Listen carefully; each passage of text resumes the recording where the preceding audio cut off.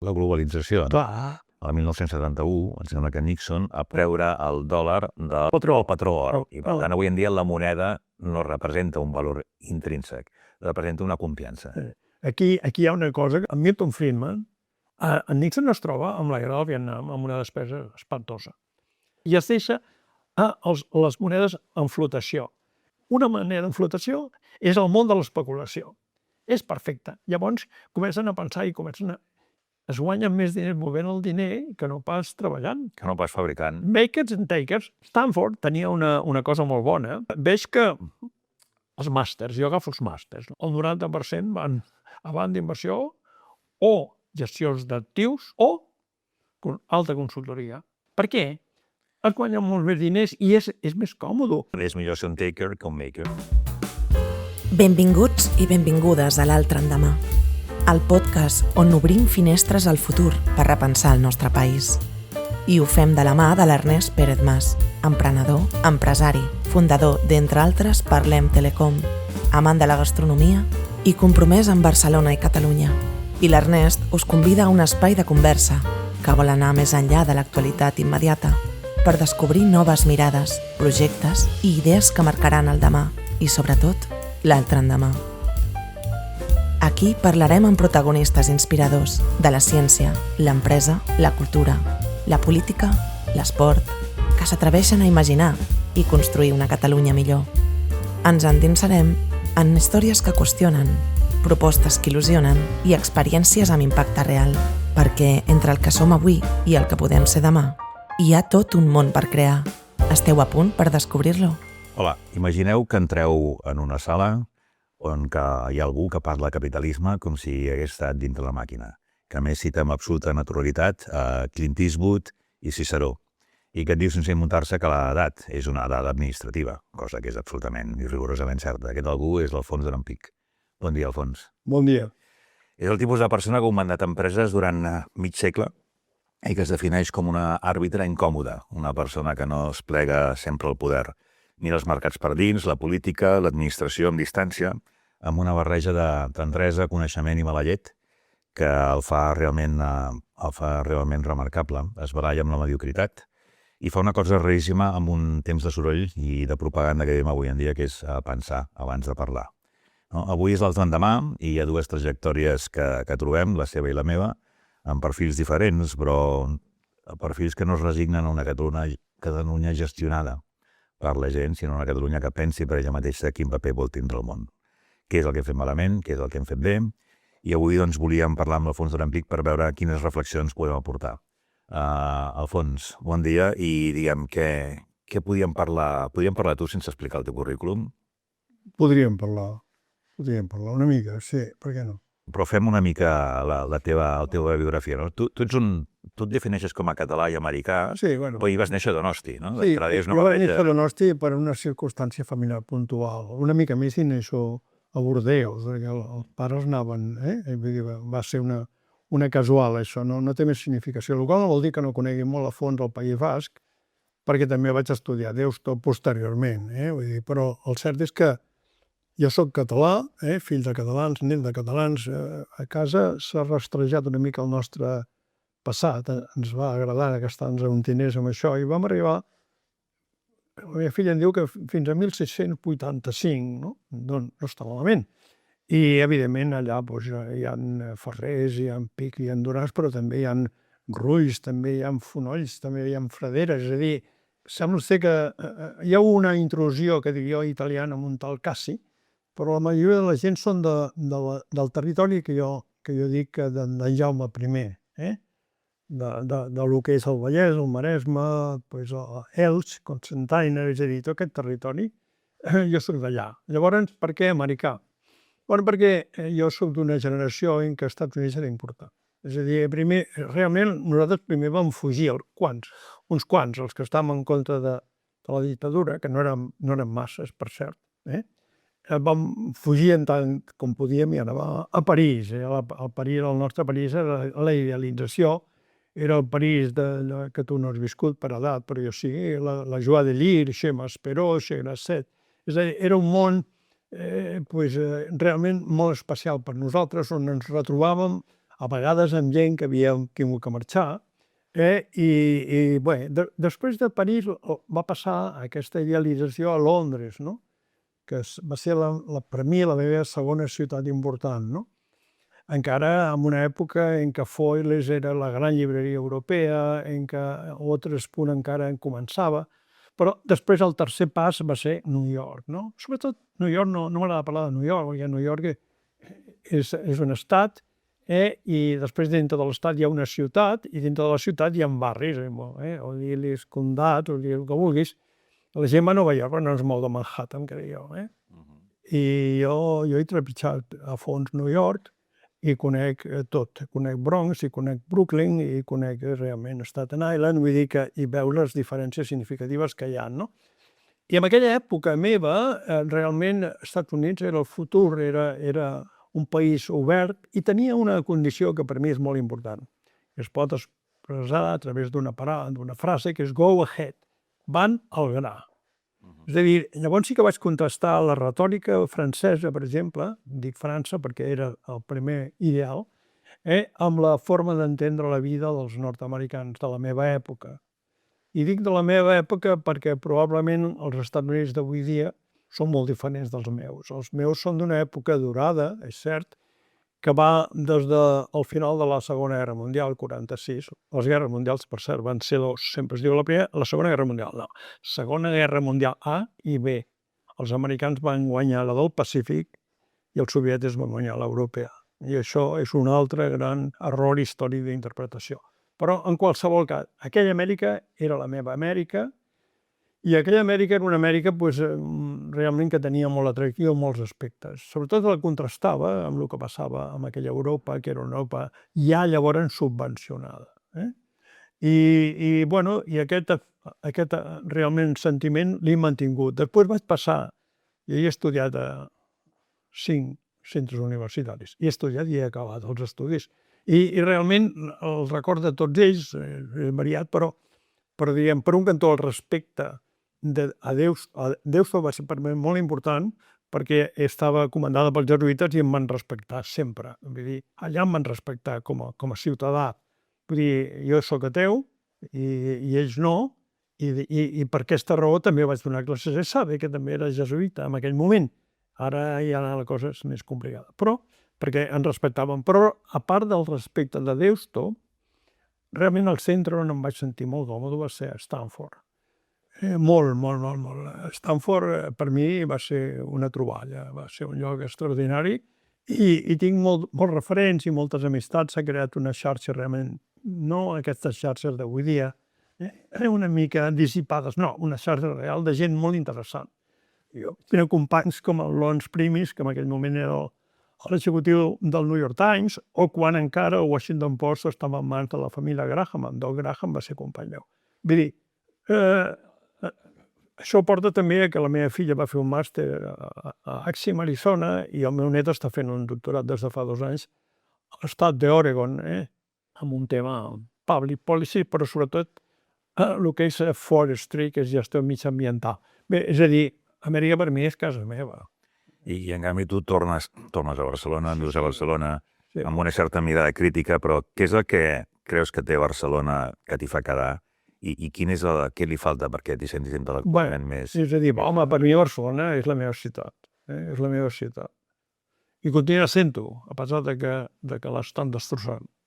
És a dir, jo visc a Sarrià, on encara hi ha realment un aire de poble, encara respira realment allò que jo estimo, la ciutat que jo estimava, però realment crec que l'estan destrossant claríssimament i expressant molt críticament la meva posició respecte a que els últims governs, a partir de l'alcaldia d'en Trias, això ha anat de pitjor a pitjor.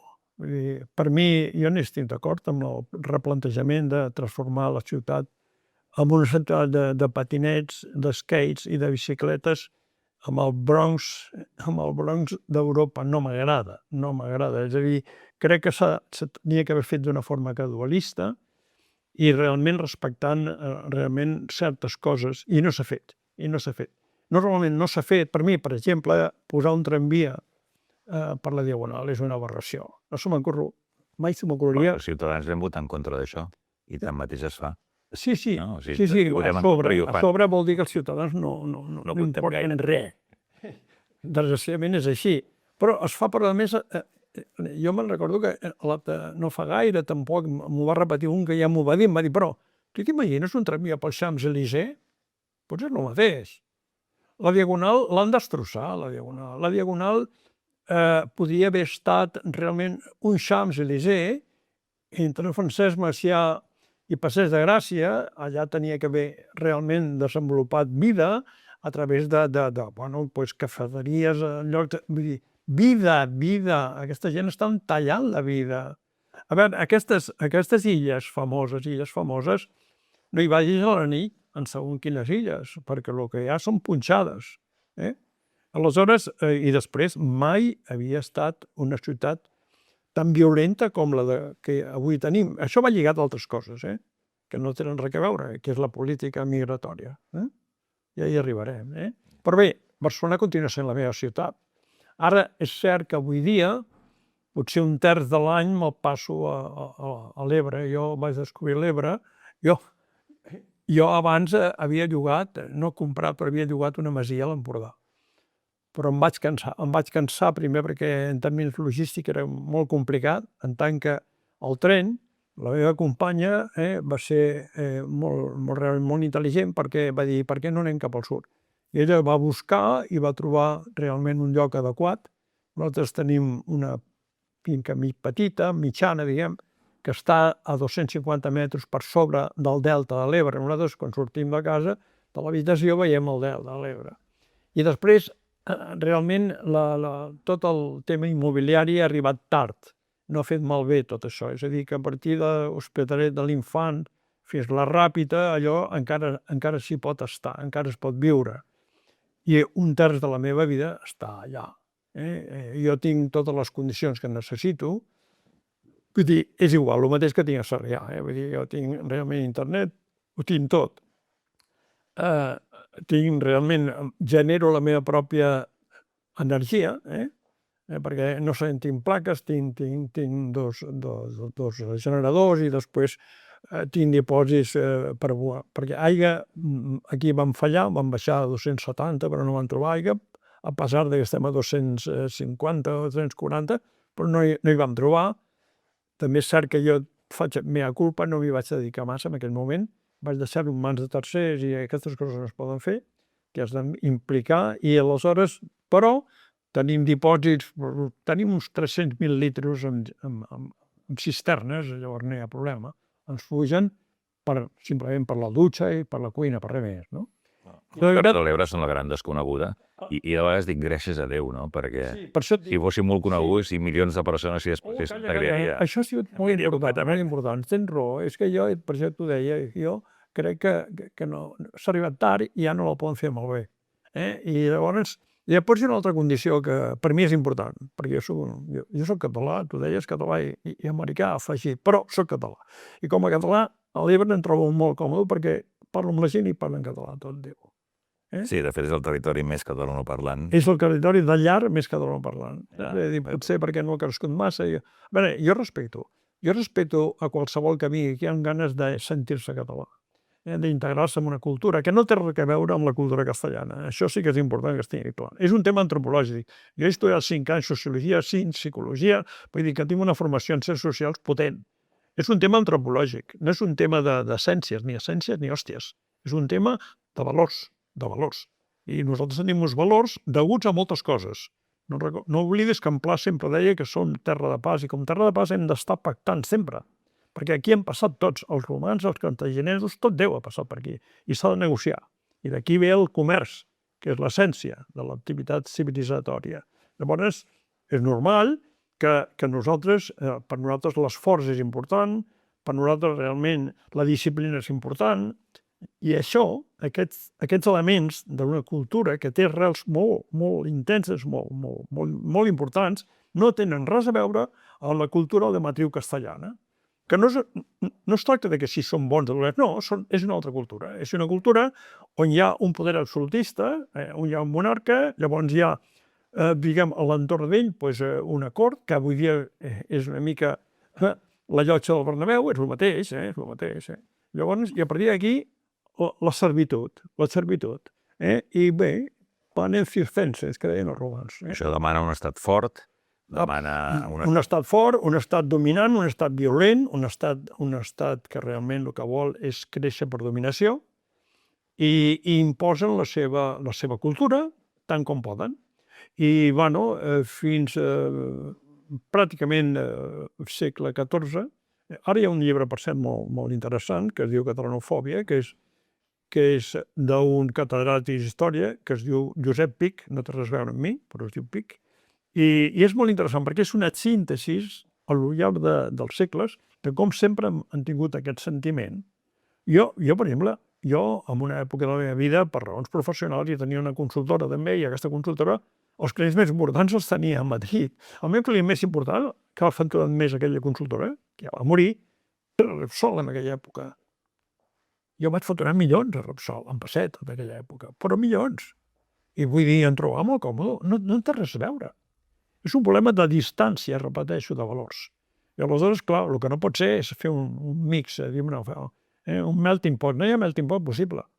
Ara, fa uns dies, encara que jo, els sondejos que es donen, no m'agrada l'estadística i crec que estan la majoria mal fets i no te'n pots fiar gaire, però en qualsevol cas, ara fa 4 dies han sortit uns que diuen, un sondeig que diu que els dos temes que més odien els espanyols, els MENA i els catalans. Home, hòstia, Encara. 5 segles més tard encara estem igual. Encara estem igual. Diu, de cada 2 espanyols, un odia els catalans, per sobretot. Però, que em perdoni, jo no odio ningú. A mi em recorda això, aquella frase que va dir, em sembla que era Quevedo, que deia, són los catalanes que s'aborten la política. Això era una. Això estem parlant del 1640. Sí, aquí vaig jo. I l'altra, que era una frase que deia, li enviaven escrit al rei Felip IV i li deia, tenga mi señor en cuenta que mientras haya piedras en los campos y catalanes en ellos, hemos de tener enemigo y guerra. Sí, bueno... Tot el 1640, no? I coses més gruixudes que aquestes, Vull dir, perquè fa 4 segles sí, tinc d'això. Però és que ja estava allà, ja hi era, i aleshores que això... Hi ha un... A mi m'interessen totes les coses de la vida, però com que tinc una formació i tinc una tradició familiar ateística, diguem, aleshores segueixo gent com en Richard Dawkins, que és un gran neurobiòleg i més coses, no? I llavors ell és curiós perquè ell parla de que al costat dels gens hi ha els mems, no els mems tals com s'interpreten avui dia en un altre territori del coneixement, sinó els mems que diuen que aquests es transmeten també de generació en generació, que encara no han identificat quin és el camí, però que es transmeten. Llavors jo crec que té raó, perquè hi ha un mem, que és aquesta catalanofòbia, que encara segueix viva, i diguem, hi ha gent que a mi em dol, diu la gent, a mi ni em dol ni em deixa de doldre, simplement que no la comprenc. Perquè jo, quan vaig no sé, si vaig a Burgos, ho trobo molt normal. Repeteixo, el problema és un problema de distanciament antropològic, res més. Escolta, ara estem parlant en el país del tema del finançament, no? Sí. Del dèficit fiscal, de les aportacions que fem, que els catalans paguem 62.000 milions d'euros, totes aquestes coses. Ara hi ha una proposta. D'això també és una certa visió crítica. No és que sigui una visió crítica, és que trobo que és un bizantinisme, com havia escrit, total. L'imperi bizantí era un imperi que es va anar desmoronant perquè era el món de les petites coses, de la mediocritat, de la middle majority, que diuen els americans. És tot mediocre. És a dir, a veure, escolta, una persona, una família, una entitat, una nació, com funciona? Com és capaç de sobreviure? Bueno, perquè treballant, esforçant-se, fent coses, creant, innovant, genera uns ingressos. I com que ha de sobreviure, ha de pagar una sèrie de despeses, no? Ingressos més despeses, resultat. Si resulta que tens més despeses que ingressos, què fas? Pues redueixes les despeses, el que tu probablement estàs fent, no? Qualsevol, I llavors que no bueno, doncs agafes això, estalvies o reinverteixes, que has de fer sempre, per cert. Sempre una part l'has de reinvertir per fer créixer el teu projecte de vida. Repeteixo, una família, una persona, una empresa, una nació. Aleshores, nosaltres treballem dintre del marc de... A mi no m'agrada parlar de la comunitat, això la comunitat és un invent de l'OCDE del seu moment. Bé, és un invent, ja saps tu que es creen les comunitats autònomes i llavors la Rioja es passa el dia buscant un himne i una bandera. La punyetera vida havien pensat que ells eren una cosa separada. Ells formen part de l'Espanya imperial de Castella. Però és igual. Al nostre territori, en el que és a la Catalunya de sempre, treballem tots plegats i generem uns ingressos, perquè aquests ingressos venen determinats perquè paguem impostos. Perquè la gent parla de l'Estat. L'Estat no és ningú. L'Estat és una ficció. L'Estat és perquè els catalans, és igual, catalans són els que estan visquent aquí i els castellans que viuen aquí o els no sé què que viuen aquí també paguen impostos. I com que paguen impostos, això genera una bossa d'ingressos.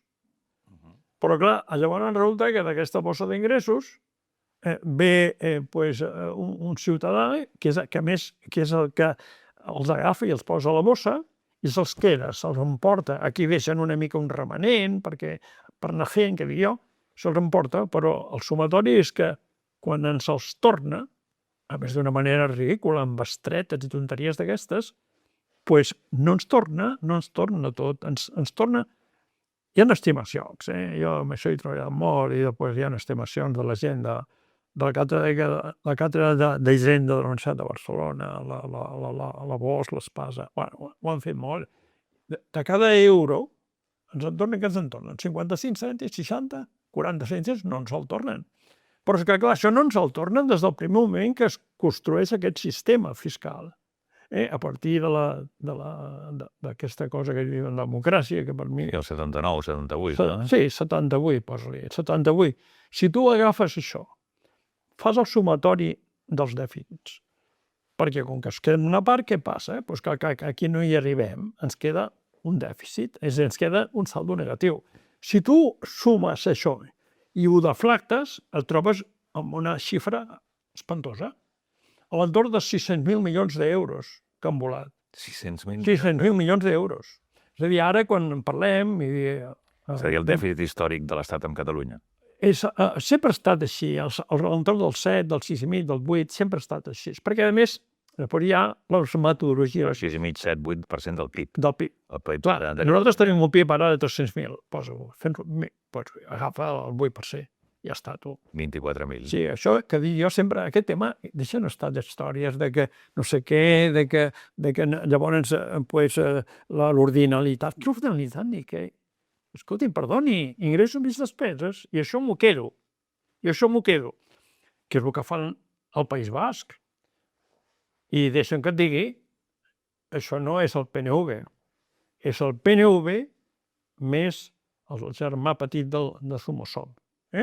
És a dir, el PNV agafa les rendes perquè té una opció possible i perquè en aquell moment l'estat espanyol que s'està constituint després de la transacció, que no transició, transacció, 1978, s'espanta davant d'un conflicte que té greu dintre del País Basc. I llavors, escolta'm, arreglem-ho. De fet, el sistema basc funciona des del Pacte Vergara, al segle XIX. Sí, però això... Després, durant la Guerra Civil, em sembla que després de la Guerra Civil, el govern de la dictadura franquista li treu a Guipúscoa i a Biscaia, continua a Àlava i a Navarra, i després, amb el retorn del sistema aquest de la transició, Guipúscoa i Àlava agafen el mateix... Perdó, Guipúscoa i Biscaia agafen el mateix que Àlava i Navarra. Però diguem, en primer lloc, el passat aquest famós, en aquella època, la tributació era ridícula. Correcte, ridícula.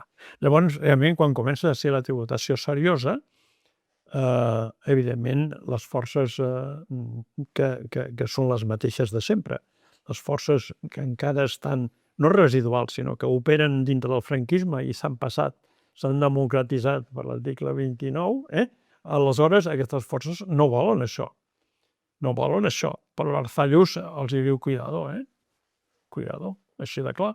Cuidado perquè els nostres nois... Mira, jo he estat a consells d'administració on gent de l'aristocràcia basca, amb una taula de consell en privat, han dit estos chicos quizás sí que lo hacen mal, pero son nuestros chicos. És a dir, a veure, que jo vaig fer a Deusto, i conec el País Basc. Aleshores, en definitiva, ells tenen unes condicions que a vegades que vaig bastant per allà. Perquè, clar, parles amb gent i et diuen oye, nosotros somos independentistas, pero ¿qué coño? No lo necesitamos. Si tens la clau de la caixa i tens el Tens la clau de la caixa, pagues 4 duros per no sé què, que a més negocies cada any la quota la negocies cada any, i cada any treus alguna més. Ara han tret un tema de la seguretat social, cada any treuen alguna cosa. Perquè, clar, perquè ho tenen molt bé. A veure, deixa'm que et digui una cosa, jo ja entenc que el País Basc té una dimensió i nosaltres en tenim una altra. Nosaltres, escolta'm tu, mal comptats, nosaltres som el 19% del PIB, 19,5%, del PIB de l'Estat. Llavors, clar, no es poden permetre. Jo això ho tinc claríssim. Ara, per exemple, aquest partit, més que un partit, jo crec que és una corrent. Junts és una corrent per mi, no és un partit, pròpiament dit, no té estructura de partit, tal com ho veig jo. Ells ara demanen el concert, però mai els hi donaran el concert. És que jo ho entenc, jo em poso a la pell, es diu que l'empatia és això, et poses a la pell dels mandamasos de l'Estat, és igual, PP, PSOE, és igual, si són els mateixos de sempre. Jo ho deia en pla, això, aquí ni esquerra ni dreta. Per tant, no hi ha cap solució perquè el de finançament no té solució. Just. Mai, això és ridícul. El que el tractament aquest d'esquerra, tot això, estan buscant, si em permets, i seré molt dur, mantenir les poltrones. Per exemple, un consell d'administració d'una nova societat pel tema de Rodalies, on, escolta'm tu, que tu tens experiència, ostres, un consell d'administració on, cuidado, el president serà nostre. I què? Però resulta que hi tindrem el 49,9, però el 50,1 el tindrà l'Estat.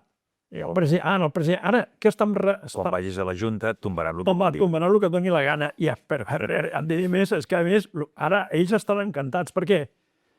Perquè aquests consells estan molt ben remunerats, Aquí s'ha de parlar molt clar i català, És a dir, una manera de domesticar alguns catalans independentistes notoris, i no vull dir noms, és posar-los en un consell. Tu mira que hi ha el Consell d'AENA. No, jo no parlo del senyor Duran Lleida, perquè aquest... Deixem aquest tema, No, parlo d'altres persones que estan al Consell d'AENA i que eren independentistes, o ho són, però estan al Consell d'AENA. I el Consell d'AENA està molt ben remunerat. I no parlem d'un altre independentista, per exemple, que està a Televisió Espanyola, que està molt ben remunerat. A veure, jo entenc que la gent ha de pagar el col·legi dels nanos i la hipoteca. Però ni l'un ni l'altre, que jo sàpiga, estan per pagar el consell, el col·legi dels nanos. Els nanos ja són grans. És a dir... Però, perdona, això, quan tu entres en una organització d'aquestes, més enllà que tinguis una bona retribució, no és també participar una mica del poder o tindre la informació necessària per conèixer el poder des de dintre? Sí, però això està molt bé per dir-ho, Això és entrisme, que es diu. Correcte, sí. Això el rei de l'entrisme, el que hagi sapigut llegir i estudiar bé les coses, saps qui era?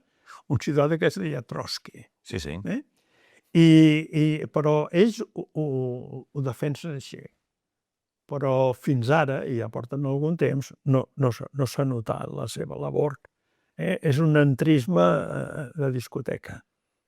Però com a mínim tindran informació, suposo, per entendre el cas d'AENA que has esmentat, no? Sí. És molt important saber què aporta l'aeroport del Prat al conjunt dels beneficis d'AENA. Aquesta informació no és pública, no és notòria, hi ha moltes sospites, però igual acaben aconseguint aquesta informació. No ho sé, i la fan pública. A veure, abans que hi entressin, ja si algú es volia rascar, les trobava, perquè resulta que dintre de la seguretat d'AENA hi ha fons d'inversió, com tu saps, i aquests fons d'inversió tenen l'obligació de presentar comptes de les seves participades.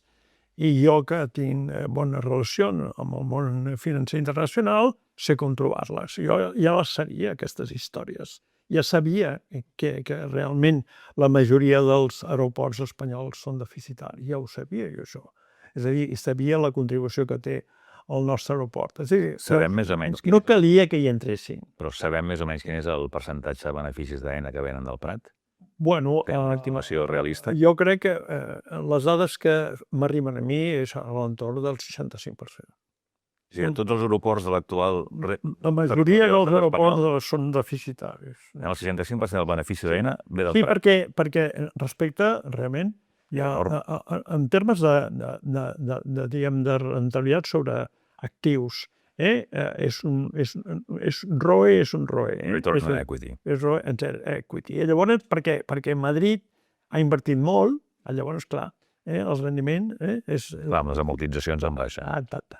Però és que aquí hi ha aeroports, això és com tot, vull dir, aquí jo, per exemple, a mi els esports m'agraden, jo els he practicat, però vull dir que inclús però soc del Barça. Si juguen bé. Mira, ja en són dos. Jo jugui bé o jugui malament, soc del Barça i la meva sang és blaugrana. Sí, però vaja. jo si jugo malament t'haig de dir que no, però evidentment no m'agrada, m'avorreixo. Llavors, a vegades segueixo més la lliga anglesa, que la trobo més interessant que no pas l'espanyol. Però en qualsevol cas soc del Barça, no?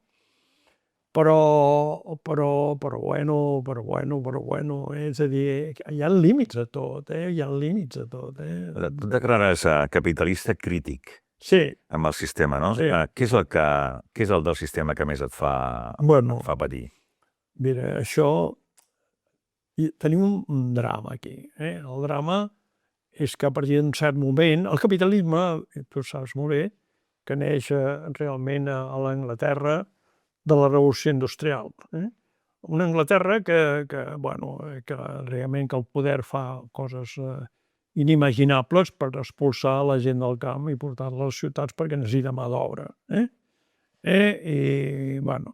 Però realment això, gràcies a les tecnologies, en aquell moment importants, el vapor, etc., produeix realment uns rendiments importants amb dificultats, però que arriben a tota la població. El qual fa créixer la societat, no? És a dir, i els pares intel·lectuals, l'Adam Smith, el David Ricardo, el Stuart Mill, són gent amb seus pros i contres, però que tenen una voluntat de fer créixer la societat com a tal. Fixa't que l'Adam Smith, per exemple, diu una cosa curiosa, avui dia es podria actualitzar, que les patronals són perilloses perquè quan es reuneixen els empresaris només pacten una pujada de preus. Això ho diu l'Adam Smith. I en bona mesura és cert. Aleshores, aquest capitalisme d'origen creix i fa créixer tot i s'escampa. I hi ha un moment important que a vegades no es coneix prou, i és que, per exemple, quan als Estats Units, per què neix als Estats Units? Per què allò que era una colònia britànica? I em permet que et digui que quan parlem del món de la Gran Bretanya, jo sempre dic, cuidado, a la Gran Bretanya, abans, avui i demà, malen l'aristocràcia anglesa. Els escocesos, pobrets, i els gal·lesos no pinten res. I Irlanda del Nord és un pastís. Aleshores, els anglesos tenen una colònia, els hi funciona molt bé, però apreten, i llavors hi ha una oposició de la gent dels colons, de la gent que està allà treballant perquè paga masses impostos. Perquè al final aquesta evolució és una evolució fiscal, com quasi totes. També la francesa, en bona mesura. La burgesia no vol pagar els impostos a la monarquia. Però bé, llavors, clar, aconsegueixen després d'unes guerres, menys dures del que expliquen, la independència. Però dintre dels founding fathers, dels pares fundadors, hi ha dos corrents molt diferents. Hi ha una corrent que està realment vinculada a la revolució industrial anglesa i una corrent que és tot el contrari, que és una corrent que el que vol és transformar els Estats Units amb un gran camp on es cultivi, es conrei tot. És a dir, al paral·lel d'això també hi ha dos corrents afegides, la corrent federalista i la corrent de Washington, que estan sortint aquestes diferències significatives. El gran corrent des d'un punt de vista econòmic, qui guanya al final? Els que diuen, no, fem com en fan els nostres pares, que són els anglesos, i invertim i creem indústria i pam, pam, pam. És a dir, aquest capitalisme és el meu capitalisme. És a dir, jo he estat considerat d'empreses de molts sectors, però on m'he sentit més còmode és a les industrials. A les industrials, perquè a mi m'agrada fer coses. Ara hi ha un debat intel·lectual entre el que diuen els makers i els takers. Llavors, a mi m'agrada això. A mi m'agrada baixar a planta. A mi m'agrada parlar. Jo he sigut considerat una indústria química i jo no tinc formació química. Però m'agrada parlar amb els investigadors. M'agrada embrutar-me, que dic jo. Aleshores, què ha passat de tot això? Bueno, què ha passat tot això? Que s'ha anat degradant. S'ha anat degradant i aleshores hi ha un moment en què tu saps que comença la deslocalització de plantes, no? El famós cinturó de l'òxid a l'entorn dels llacs. La globalització. Però amb això també té incidència una cosa important que és el 1971, em sembla que Nixon aprova treure el dòlar del... Sí, el patró or. No? Diu que ho fa per una temporada. Diu, ho farem per una temporada perquè té un moment de crisi i ja hi tornarem. No hi hem tornat. I per tant, avui en dia la moneda no representa un valor intrínsec, representa una confiança. Aquí hi ha una cosa que, ja que la cites, la recordarem d'ara. És a dir, en Milton Friedman, que és el pare de la literatura, que és un monetarista, que és molt bo, però és un monetarista, és quan li diuen, escolta, i per què li diu això? Per què? Perquè no és perquè... A veure, en Nixon es troba amb la guerra del Vietnam amb una despesa espantosa. A més, en Johnson, demòcrata, hi ha un projecte de gran societat que també suposa una despesa. És a dir, a partir d'aquí és cert que apareixen coses interessants, encara que això és una política d'economia subvencionada, el Medicare, el Mediet, és a dir, una sèrie per ajudar la gent, a l'estamping, que dic jo, la gent li donen uns paperets perquè puguin alimentar-se, anar a buscar menjar. Perquè en aquest moment encara hi ha 40 milions de ciutadans nord-americans que van amb els cromos a buscar menjar, en aquell país, el país més important del món.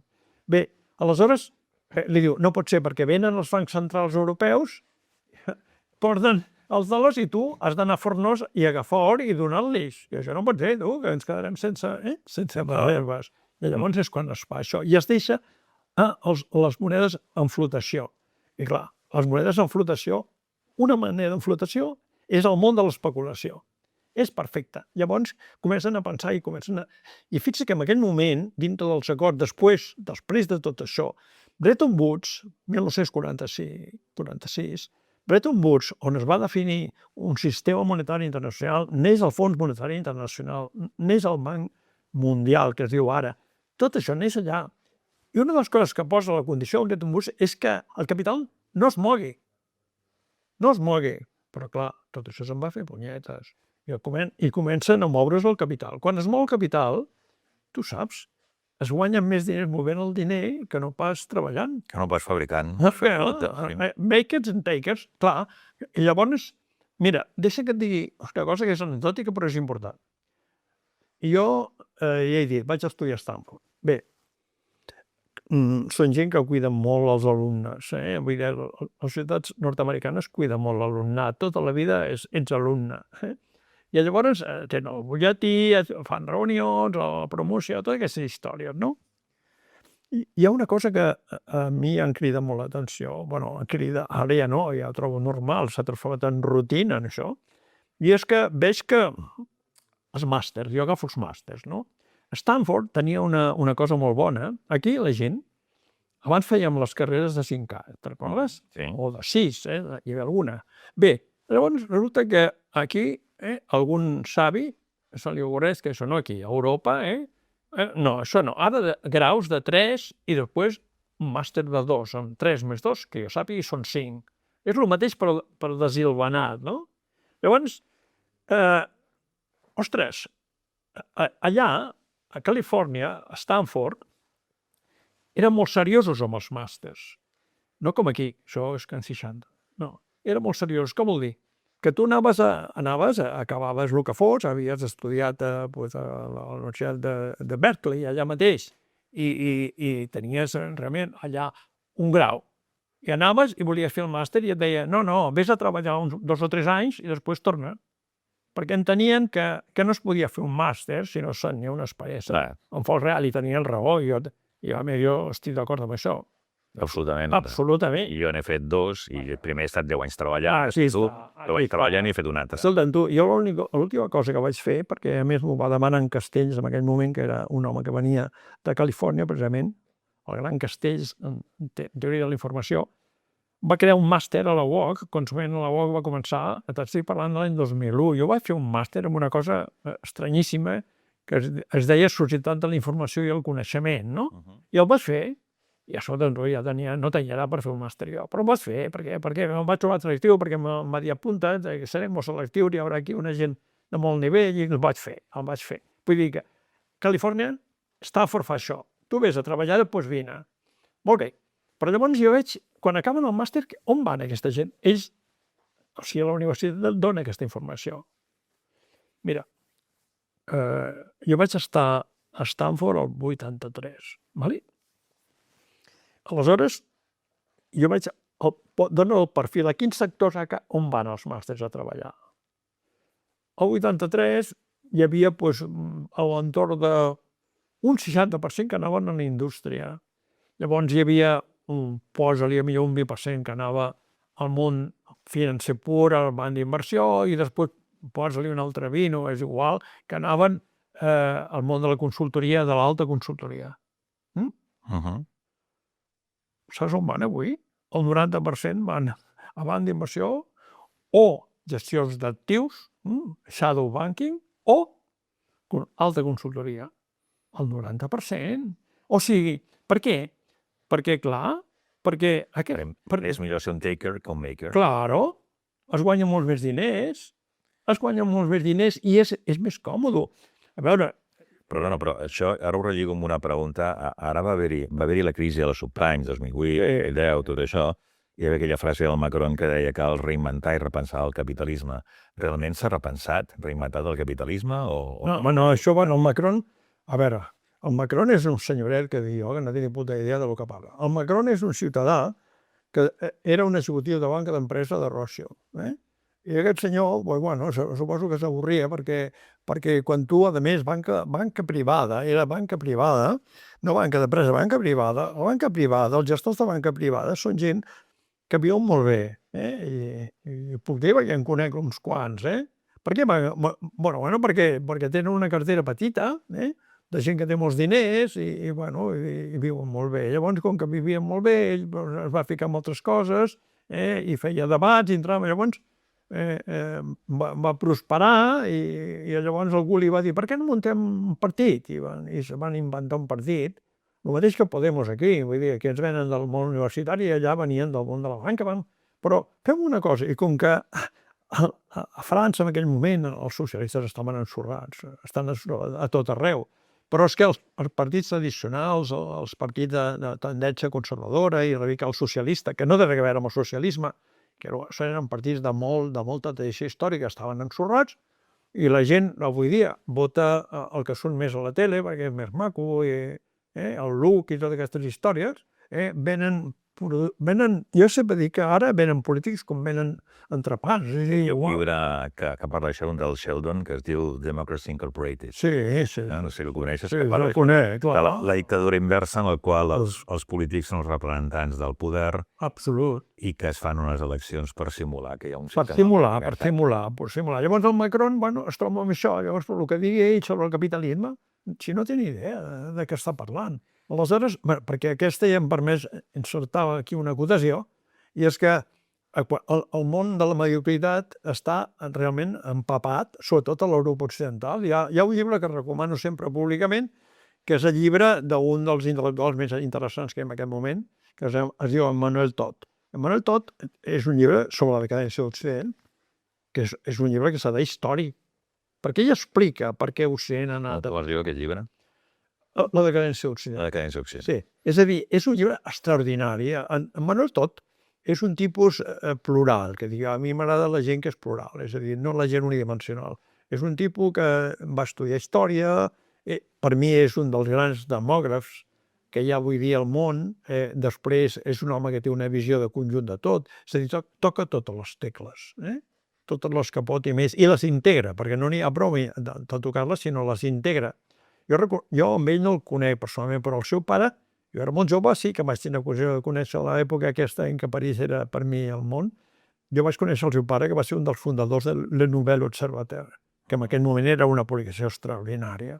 I ell era un tipus d'una categoria intel·lectual i després té un fill extraordinari. I és un tipus que explica tot això. Bé, aleshores, clar, el Macron, el Merz és un senyor que ve de BlackRock. És un senyor... El Merz és el primer... Alemanya, sí, ve de BlackRock. Mira, jo l'altre dia vaig tenir l'ocasió, perquè jo em moc molt amb les xarxes internacionals, d'escoltar un debat al Parlament alemany on la representant, que és una dona en aquest cas, d'Alternative für Deutschland, és a dir, Alternativa per Alemanya, el va rebregar.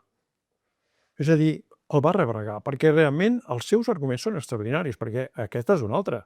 Amb aquest partit li han posat una etiqueta, significa que l'ultradreta. Si tu tens la patxorra, perquè si no, de documentar-te, doncs veuràs que és un partit que no... Què és això la dreta i l'esquerra? Aquesta és una altra. Què és que passa? Ara el Zelaya, que és un bon analista basc, sempre diu que només hi ha un partit ara, és un partit únic, és igual. Discuteixen en coses menudes, però realment és un partit únic.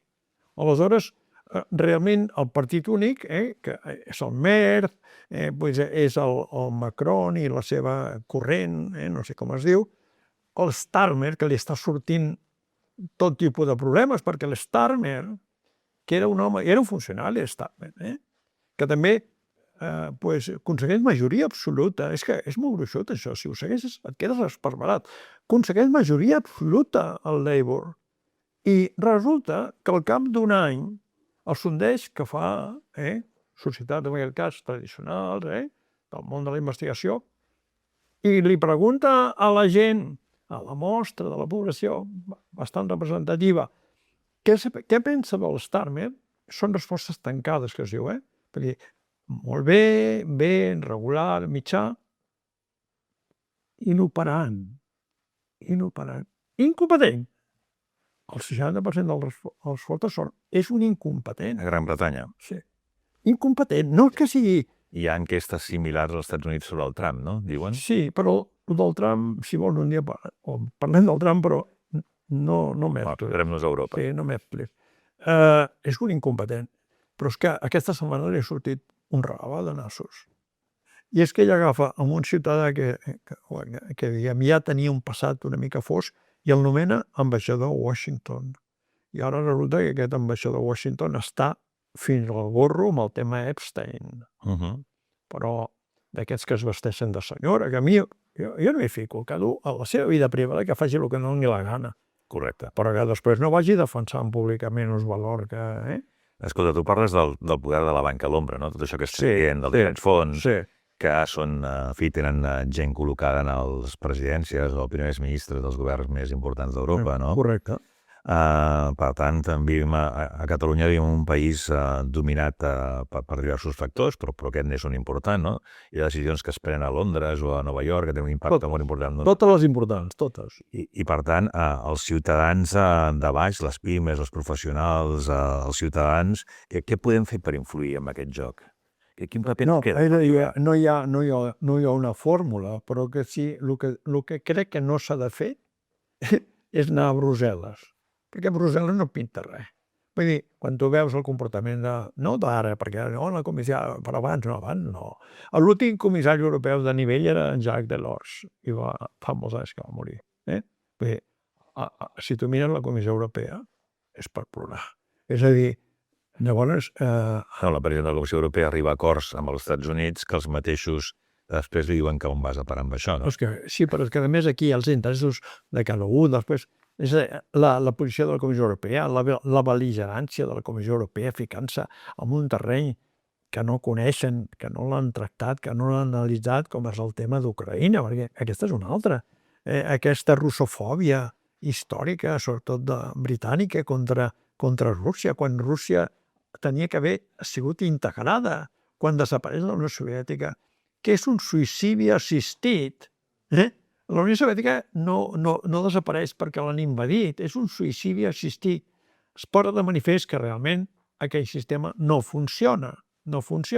Llavors, d'una manera bastant gradual al començament i després molt ràpida, es desapareix. No? En aquest moment, en lloc d'agafar el que queda de Rússia, que continua sent molt, en termes sobretot territorials, no oblidis, Sí, amb energia... fins a Vladivostok. Sí, però en aquest moment, la idea, per part d'alguns analistes, Mearsheimer, en Kagan, que és el gran analista del món soviètic, que havia sigut ambaixador, la recomanació és integrem-ho, fem Europa. El que deia en De Gaulle, Europa acaba als Urals, Rússia forma part d'Europa. Fan tot el contrari. Agafen, posen, empenyen amb un ciutadà que al part de que sigui alcohòlic o no és igual, pot ser alcohòlic i pot ser un bon gestor, posen el Yeltsin, els rodegen d'una sèrie de ciutadans financiats per la banca internacional, sobretot la britànica, i això ho conec molt bé, perquè jo vaig tindre com a soci un banc d'inversió. I jo anava durant un temps de la meva vida quasi cada setmana a Londres i cada mes a Nova York. I me'n recordo molt bé que a vegades amb els break que fèiem a les reunions del comitè de l'empresa, que jo era conseller delegat, i venia algun ciutadà per allà, que venia allà per xerrar una mica, i venia i deia que havia estat a Moscou i explicava que s'havien forrat, que s'estaven forrant. Per què? Perquè s'havien quedat tots els actius que volien, perquè el mecanisme era senzill. Era simplement, anem a privatitzar-ho tot, haig de dir que... Sí, que entrem cupons al poble, cal, sap què fer-ne, jo ho he i explicat. aleshores n'hi uns quants que compren, Jo tinc un llibre que aquests monopolis... Sí, el capitalisme des de l'òptica del cinquè de cavalleria, vull dir i realment això va ser així com tu dius, van dir, és molt fàcil. La siderúrgia més gran del món estava a la Unió Soviètica. Llavors, què hi havia allò? 40.000 ciutadans, els hi donen uns papers, la gent que ha nascut 1917, Revolució Soviètica, 1917, ha viscut tota la vida amb un concepte, diguem, de la propietat, que és de l'Estat, ja hi tornem-hi, però que no està ningú, li donen un paper i diu, això què val? Llavors, què fa aquesta gent?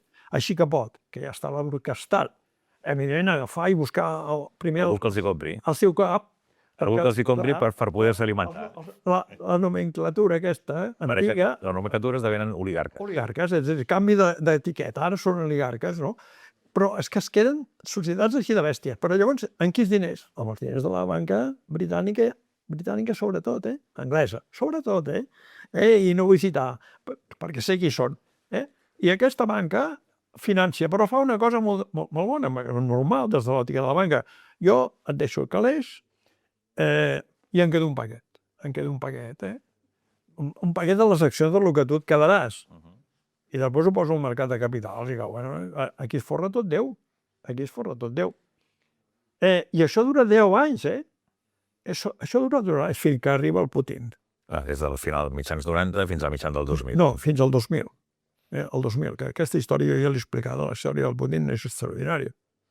El Putin diu això s'ha acabat. El Putin diu s'ha acabat. El Putin agafa els oligarques que realment diuen no, els casca. Que és el que faria jo. Així de clar. Els casca. Fora. O a la presó o tu mateix. Fora. I llavors els que queden, que n'hi ha, diu, no oblideu que per sobre de tot està el govern de la Federació Russa. Si us passeu així, acabareu com els altres. Tu em diràs, molt bèstia, sí. Però en moments de la història com aquest, és necessari fer això. Des d'aleshores, posa ordre si tu fas sondejos, hi ha societats d'investigació que també fan sondejos a la Federació Russa. La Federació Russa és un país capitalista. És que, clar, la gent es fa... L'expressió aquesta catalana d'un pa com unes hòsties, doncs serveix això.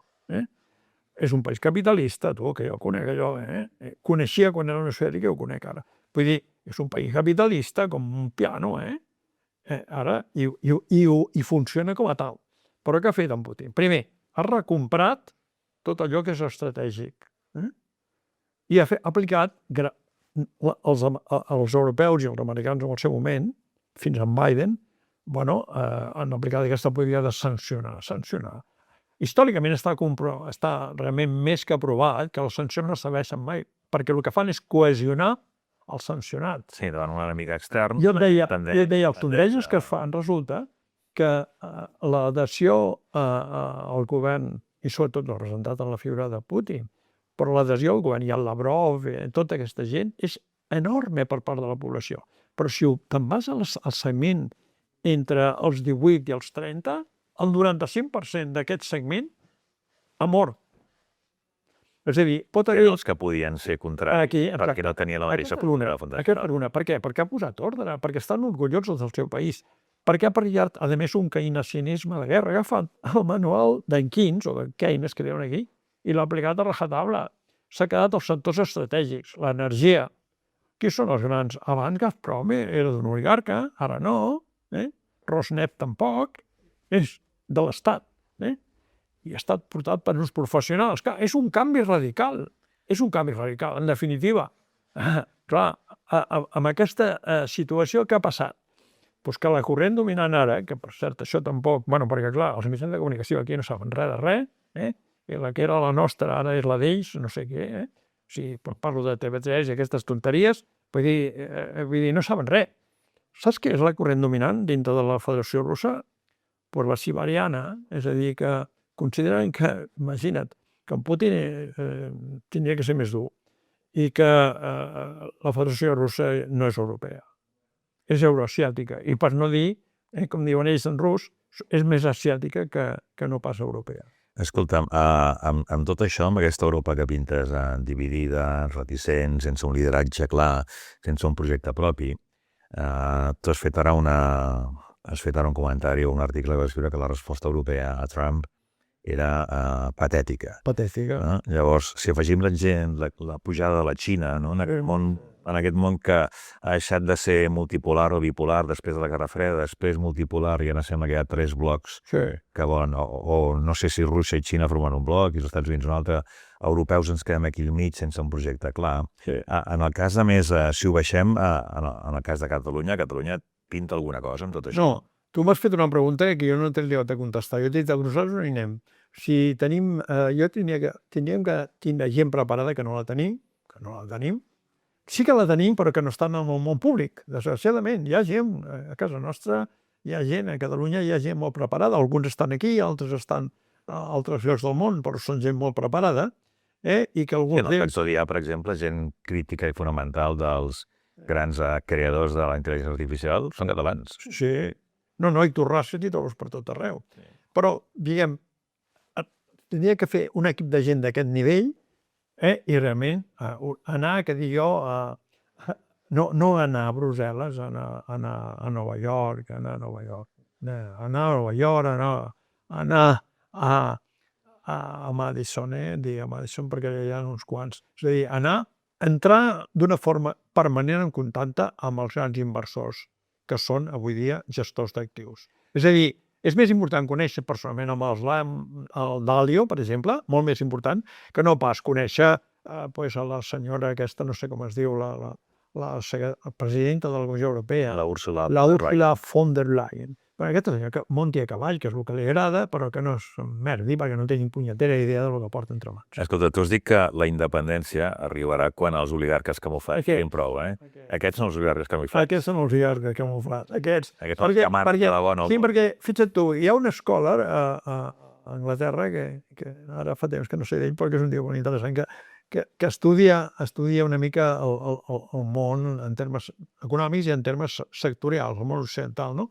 I llavors diu, escolta'm, si tu agafes, per exemple, la borsa, l'Standard & Poor's 500, si tu agafes l'Standard & Poor's 500, que és un índex, i tu dius, mira, doncs està bé així, però atenció, perquè resulta que hi ha 10 valors, que aquests 10 valors sols són el 34% de l'Standard & Poor's 500. O sigui que hi ha 10 i després hi ha fins a 500. No, a l'IBEX 35 li passa el mateix. Aquí està. És a dir, això, Aquí són blancs. per cert, aquest plantejament ja ho va pronosticar Marx, que era un tio que tenia el camp molt ben amunt pelast. Ja ho va pronosticar. Tendeix, el capitalisme tendeix a la concentració. Però és que... I la missió de l'Estat, segons els liberals, és impedir aquesta concentració. Sí, però això no funciona. Ja, continua. Però és que, a més, tot és concentració. Perquè llavors tu dius, bueno, però és que si tu agafes llavors i te'n vas a, no sé, a Nvidia, per exemple, que és una mica l'estrella de la pel·lícula, si tu te'n vas allà i tu analitzes l'estructura accionarial, també hi ha concentració. És a dir, que al final els Vanguard, els State Street, els BlackRock, tots aquests manen a tot arreu. Llavors, per què has de perdre el temps en anar a parlar amb els... A veure, els polítics professionals, perquè els polítics ho som tots, perquè som humans i estem en societats, estem a la polis, a la politema de polis, i l'Aristòteles ja deia allò de zoon politikon, som animals socials. Aleshores, ara els professionals, els que es dediquen a això, ho han de tindre clar. Vull dir que, perquè el professional és un ciutadà, en aquest moment, ben remunerat, molt ben remunerat. Jo recordo que quan jo era jove, anar a treballar per l'Estat, diguem, era una mica degradant, perquè jo quan era, no sé, tenia 18 anys i començava a pensar a estudiar coses, doncs, ostres, tu, qui va, no? Llavors, no agradava, perquè bueno, et deia, no, però és un puesto segur, no guanyes gaires diners, però és segur, després els triennis i no sé, els quinquennis en aquella època, bueno, però clar, això avui ha canviat, perquè ara resulta que a sobre estan ben remunerats, però són empleats, no tenen més poder que... Per què en Trump té poder? Perquè és un home que té fortuna i no depèn de ningú. Sí que depèn, perquè hi ha moltes pressions, però té una fortuna. És a dir, jo amb això també vaig veure en el seu moment una diferència significativa entre Europa i Estats Units. Als Estats Units, molta gent, quan arriba a la política, són gent que ja han demostrat professionalment que són realment potents i tenen un roc a la faixa, que diu, tenen diners o tenen posicions. Llavors es dediquen a la política quasi com una prestació. És a dir, ara vull treballar per la societat. Allà en diuen public servants, no? Ni més que exacte. Aquí no hi ha l'autoritat, no? Exacte. I fixa't tu que la diferència, molt bé, això que dius, jo sempre ho he dit moltes vegades, aquí és un funcionari, que vol dir burocràcia. Al món anglosaxó és un public servant, que és un servidor públic, que no té res a veure.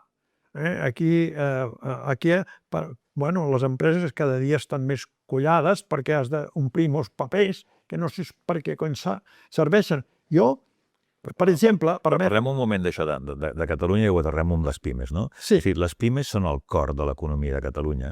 Sí. I aquest cor que batega mitjanament bé o bé, no? Per a més, exportem el 50% de la nostra producció, si comptéssim l'exportació cap a fora de Catalunya doncs seria gairebé el 70-80%, no? Per tant, som un país eminentment exportador. Com és que marquem tan poc l'agenda política?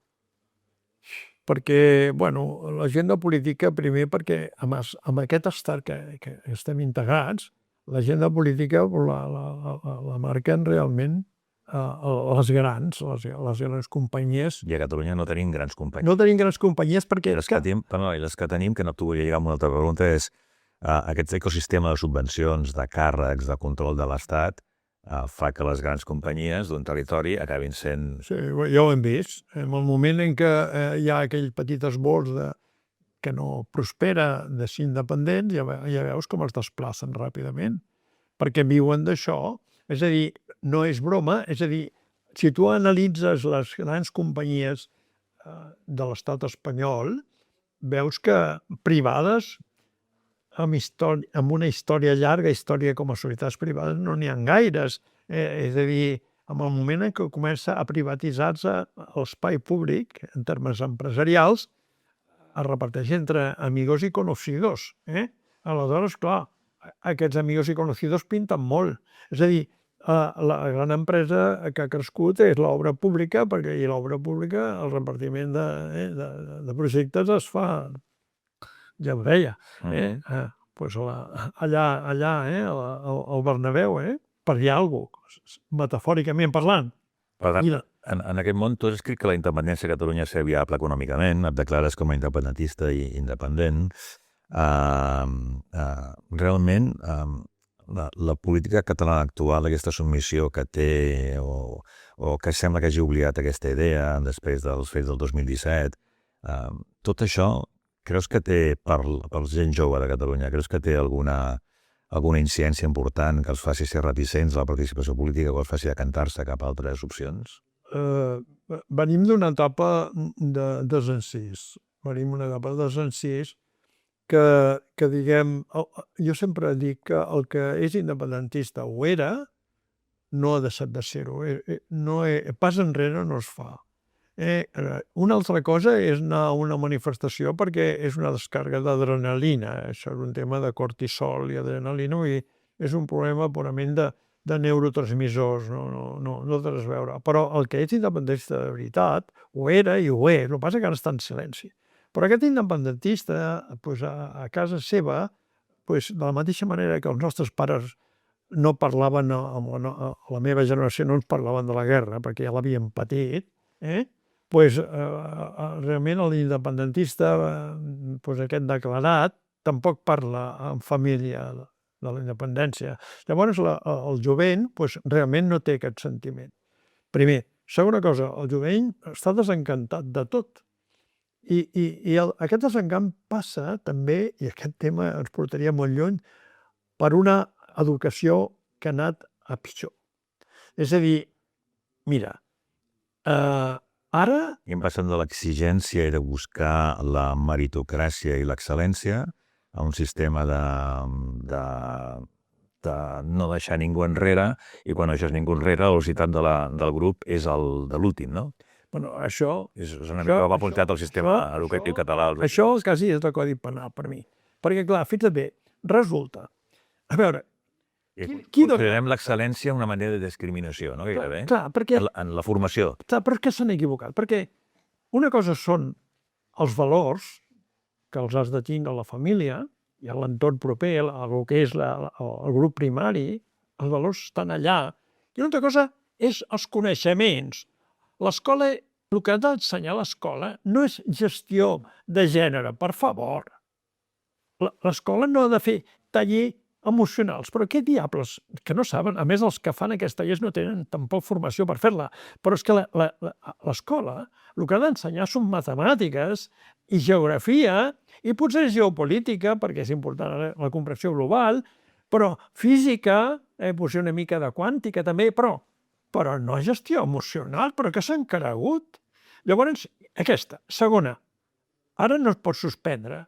Parla tu amb algun professor d'ensenyança mitja, estan esparverats. Perquè no hi ha autoritat i l'escola ha de tindre autoritat. L'autoritat és molt important a la vida. Una cosa és ser autoritari i una altra cosa és tindre autoritat. S'ha de tindre autoritat, perquè l'autoritat vol dir respecte. Autoritas. Claro, ni més ni menys. Respecte. Llavors no hi és. I a sobre no pots suspendre ningú perquè si no, realment, m'entens? Es crea. Mira, jo en una època era coneixedor d'una companyia, és igual, i vam estar a punt de comprar una empresa del nostre sector a Itàlia i sempre l'explico com a exemple d'una forma d'entendre la vida. I me'n recordo que, estàvem negociant, al final no es va fer, però estàvem negociant, i era una empresa tecnològica de l'època industrial, i jo parlava amb el director general, i l'home em deia, equip d'enginyers que tens i tal qual, dic, escolta'm una cosa, és que m'has ensenyat uns anuncis, que estàs buscant uns enginyers, i veig que poses promocions del tal en tal, als tindres. Què és això? Diu, home, perquè aquestes promocions van ser d'aprovat polític i jo no em vull d'aquests enginyers. Jo vull un enginyer que hagi fet la carrera. Així de clar, tu. I això d'això. Perquè, clar, a veure... Però això és això a nivell de país, per tant... A nivell de país. Per tant, sí, hauríem d'anar concloent 4 coses. No? És a dir, pel futur de Catalunya, l'altre endemà de Catalunya, si ja tinguessis 100 directius joves al davant, què els hi diries que han de treballar i quin error haurien d'evitar? Jo crec que han de treballar fonamentalment, primer, en formació. S'ha de fer taula rasa en formació. És un desastre. És un desastre. Vull dir, perquè aquests que fan tallers emocionals després fan batxillerat emocional, o com es digui, i després fan carrera emocional i de gènere. Vull dir, formació, radicalment, un canvi de sentit. Infraestructures, s'ha d'apostar per les infraestructures. És a dir, s'ha de comprendre que això és prioritari, que l'economia sense infraestructures no funciona, que diguem ara que surtin ara, per què 45.000 milions? Si tot és el mateix. I tercer, evidentment, s'ha de lluitar per la independència perquè aquesta independència els afavorirà amb ells. No es tracta a mi ja m'importa un bledo. Jo ja em preocupa la meva vida, no és aquest el tema. Ells, el jovent, sí que ha de lluitar per la independència perquè li convé entendre què significa una compta de resultats i què significa un balanç. Mira, jo sempre he dit, i ja tu saps aquest llibre que té 12 anys ja, que és un llibre, La independència per la butxaca. Jo vaig fer realment, era un llibret senzill, però per tractar de fer pedagogia. Vull dir, nosaltres tenim un balanç molt maco. Nosaltres, Catalunya, té un balanç xulo. Ara té una compta d'explotació horrorosa. Llavors, s'ha de lluitar per la independència. Infraestructures, independència i formació. Serien 3 eixos molt importants. Que, com sempre, és com una melodia. Uns es relacionen amb els altres. No hi ha un sense l'altre. És a dir, jo crec que s'ha de fer molta pedagogia. I els independentistes que tenen una família i que estan una mica en reserva han de posar-se a parlar amb els seus fills i amb els seus nets, si cal, i dir-los, nois, això va per aquí. Aquí no es tracta de ser bons ni dolents, es tracta de que aquesta és l'única via. Perquè, si no, acabarem sent un poble tan decadent com el reste dels europeus, com és l'estat espanyol, que és un poble decadent, que aixeca el cap, però és un poble decadent. Molt bé, Alfons, escolta, moltes gràcies per haver vingut i ho sentirem pensant en l'altre endemà de Catalunya. Molt bé, gràcies. Gràcies per escoltar l'altre endemà, l'espai creat per l'Ernest Pérez Mas, on el pensament obert i les veus diverses s'ajunten per dibuixar futurs possibles. Esperem que aquest episodi t'hagi fet reflexionar, t'hagi inspirat o t'hagi despertat noves preguntes. Si vols ser part d'aquesta conversa i no perdre't cap capítol, subscriu-te i comparteix el podcast amb qui vols que també formi part d'aquest moviment cap al futur. Ens pots trobar a totes les plataformes i xarxes on t'esperem per sumar més veus i experiències. El proper mes seguirem explorant, perquè el veritable endemà sempre està per construir. Fins aviat.